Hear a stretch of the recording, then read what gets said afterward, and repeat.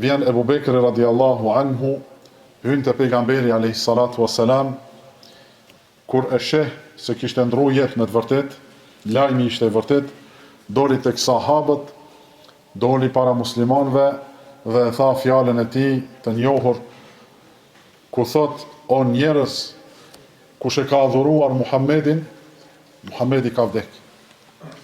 Ndërsa kush e ka adhuruar Allahun, Allahu është i gjallë dhe nuk vdes kurrë. Bismillahirrahmanirrahim. Të nderuar xhamatli, në ditë të vështira dhe në kohë dobësie, sikur këto që po jetojmë tani, kemi nevojë të i kujtojmë burrat e vërtet. Të i kujtojmë ata që të i marrin për shembull dhe të veprojmë e të punojmë si ata. Kemi nevojë të i kujtojmë burrat që kishin synime të larta dhe të ndriçohemi me historinë e tyre. Në këtë ummet ka pasur burra që punët e tyre na kanë ndriçuar rrugën e të vërtetës. Edhe pse kanë vdekur prej kohësh, të bëmat e tyre ende janë gjallë dhe janë frymëzuese. Në krye të këtyre burrave qëndron përgjësi dhe më i miri i sahabëve të pejgamberit alayhi salatu wassalam, Ebu Bekri radiallahu anhu. Për Ebu Bekrin kemi folur para 2 jave, edhe sot do të shtojmë diçka. Ebu Bekri radiallahu anhu ndër sahabët ishte më i dalluari në dituri dhe ilm. Në kohën e Rasulullahit sallallahu alaihi wasallam, përveç tij njerëzve u jepnin fetva edhe 2 persona tjerë, që janë Ebu Bekri dhe Omeri radiallahu anhuma. Ebu Bekri radiallahu anhu ishte ndër më të diturit rreth Kur'anit, librit Allahut, dhe dinte ato përmendsh. Për këtë arsye dhe pejgamberi alayhi salatu wassalam kur mungonte e linte atë imam. Pejgamberi alayhi salatu wassalam në lidhje me kush ka përparësi të del imam, thot: le të i pri njerëzve si imam ai që është më i dituri për librin e Allahut, ai që ka më shumë dituri rreth Kur'anit, librit Allahut subhanahu wa ta'ala. Ebu Bekri radiallahu anhu gjithashtu i kupton të gjërat më thellë se të tjerët. Çdo herë ka qenë afër pejgamberit alayhi salatu wassalam dhe ka mësu diturin prej bazës. E ka mësu diturin pa ndërmjetësues, po drejt për drejt nga pejgamberi alayhi salatu wassalam.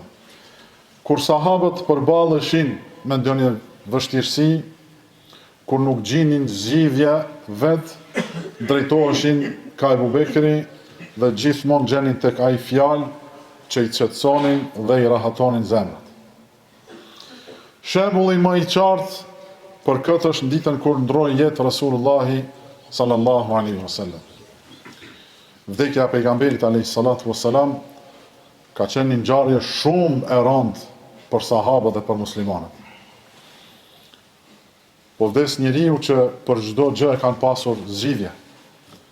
Po vdes më i afërmi dhe më i dashuri për ta se sa prindrit e tyre, fëmijët e tyre dhe vetët e tyre. Po vdes pejgamberi alayhi salatu wassalam dhe këtë lajm nuk dëshironte askush ta besoj.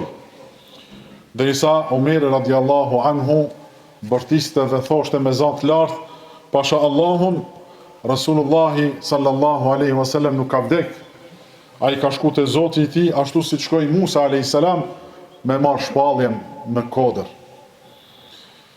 Në ato momente paniku vjen Ebu Bekri radiallahu anhu, hyn te pejgamberi alayhi salatu wassalam, kur e sheh se kishte ndru jetë me të vërtet, lajmi ishte i vërtet, doli tek sahabët, doli para muslimanëve dhe e tha fjalën e tij të njohur, ku thot: o njerëz, kush e ka adhuruar Muhammedin, Muhammedi ka vdek.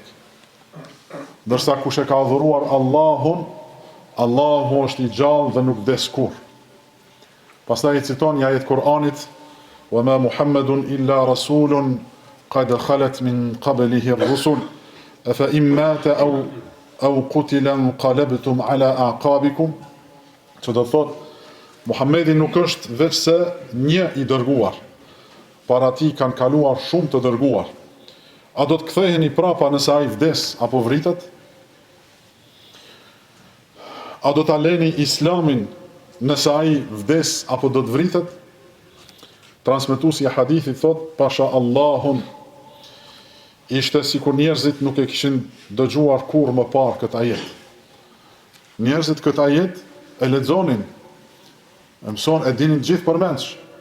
Mirë po, nuk e kanë kuptuar thellë siç e kishte kuptuar Ebu Bekri radiallahu anhu, dhe ju kujtua në moment ajo çfarë fshihte mrapa, apo kuptimi i thellë i këtij ajeti. Gjithë thanë, këtë ajet na u duk se s'pari herë po e dëgjojmë, edhe pse dinin përmendsh ata. Kjo e bani që Ebu Bekri radiallahu anhu t'ja u largoj hutin dhe t'ua qetësoj zemrat shokëve të tij, shokëve të pejgamberit alayhi salatu wassalam. Ebu Bekri radiallahu anhu, pas vdekjes pejgamberit alayhi salatu wassalam, u zgjedh khalife. U bë khalife i muslimanëve. Edhe pse kishte sprova të rënda dhe të njëpasnjshme, atë nuk e dobësoi atë asnjë prej tyre. Sa që ndodhte ndonjë mosmarrveshje, ai i zgjidhte me mençuri dhe urtësi.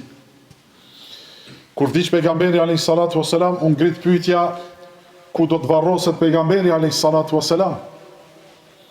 Askush nuk e dinte përgjigjen, derisa erdh Ebu Bekri radiallahu anhu e tha: e kam dëgjuar pejgamberin alayhi salatu wassalam duke thënë, çdo pejgamber varroset në vendin ku ka vdekur. Pejgamberët varrosen në vendin ku kanë dhënë shpirtin. Kështu që u varros në dhomën e tij. Disa thanë, si do të bëhet me trashëgiminë e pejgamberit alayhi salatu wassalam.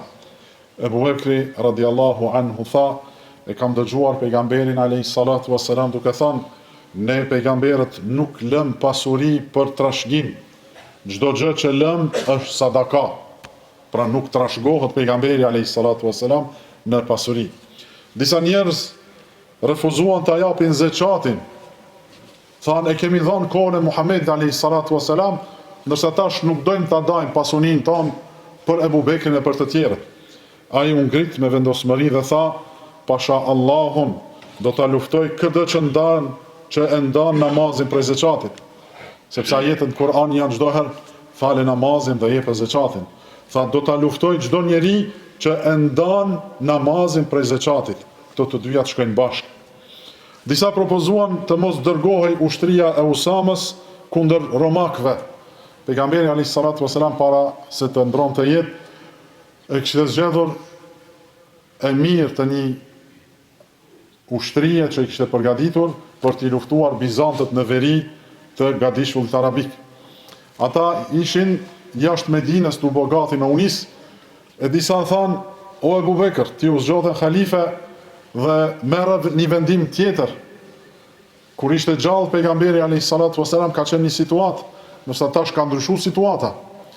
Tash ka rrezik që na sulmojnë fiset që nuk e kishin pranuar Islamin apo që kishin dalë prej Islamit. Kështu që ktheje ushtrinë. Tha, wallahi, pasha Allahun, nuk do ta ul një flamur që e ka ngritur vetë Rasulullahi sallallahu alaihi wasallam dhe e porcolli atë ushtri për t'i luftuar romakët. Kështu që me urtësinë, besimin dhe guximin e tij, Ebu Bekr radiallahu anhu e mbajti ummetin të bashkuar në një nga kohët më të vështira të historisë islame. E gjithë kjo tregon gjerësinë e dijes tij, pjekurinë dhe lidhjen e fortë që kishte me Kur'anin, librin e Allahut dhe sunnetin, traditën e pejgamberit alayhi salatu wassalam.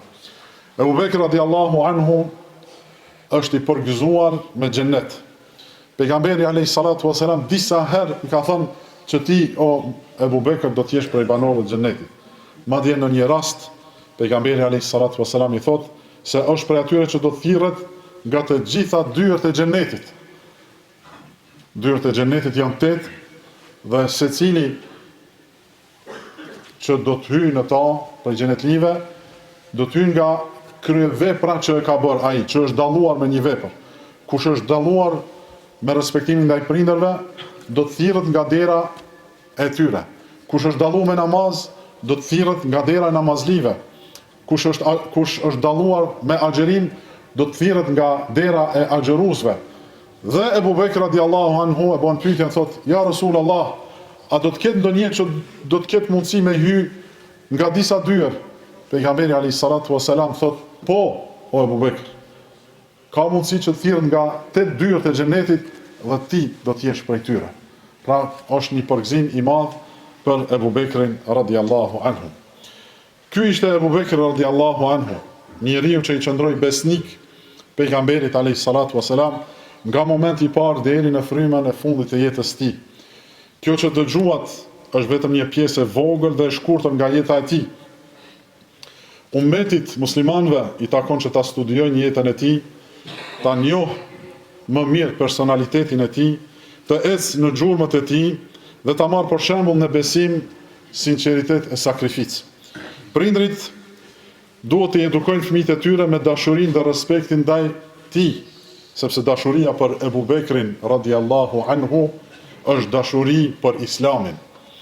Imam Ibnul Gjauzi, Allahu më shiroft rahimahullah, ka thënë: "Të parët e muslimanëve u mësonin fëmijëve jetën e Ebu Bekrit, biografinë e Ebu Bekrit dhe të Omerit, ashtu siç u mësonin një sura nga Kurani." Elusim Allahun azza wa jall na mundsoj të ecim rrugës së atyre, burra të mëdhenj, burra të dalluar, dhe na bashkoft me ta në xhenetet e tij. Aqulu ma tasma'una wastaghfirullaha li wa lakum.